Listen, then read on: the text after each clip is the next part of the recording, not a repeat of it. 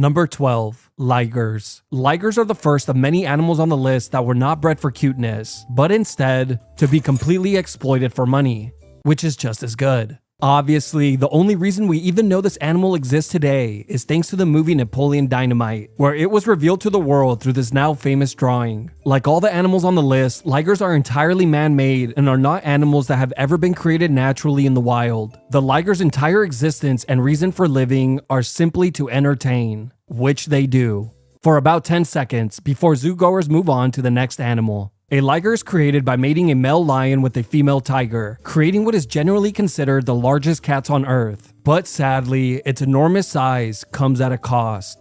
Around $400 for a one-on-one in a picture. Now, for the liger specifically, it is riddled with health issues, from joint problems, arthritis, neurological disorders, organ stress, mobility issues, cancer, sterility, and shortened lifespans, just to name a few. There's also a twerp version called a tigen, which is created by breeding a male tiger with a female lion, and it faces a lot of the same health issues. Thankfully, it's not bred very often, not because of all the health issues, but because it's terrible at selling tickets. Number 11. Belgian blue cattle. Another animal that was in desperate need of an upgrade was cattle. This is a standard cow. As you can see, not very impressive. 200 years ago, breeders in Belgium finally had enough and decided to do something about it. Meet the Belgian blue cattle. After farmers discovered a natural mutation that caused extra muscle growth, they repeatedly bred the largest cattle together, creating the masterpiece we see today. Farmers are really proud of the fact that they achieved these results without the use of steroids or artificial muscle-enhancing drugs, which is a real shame, since I'm sure we can squeeze another 10 to 15% more meat out of them if they can just put their egos aside.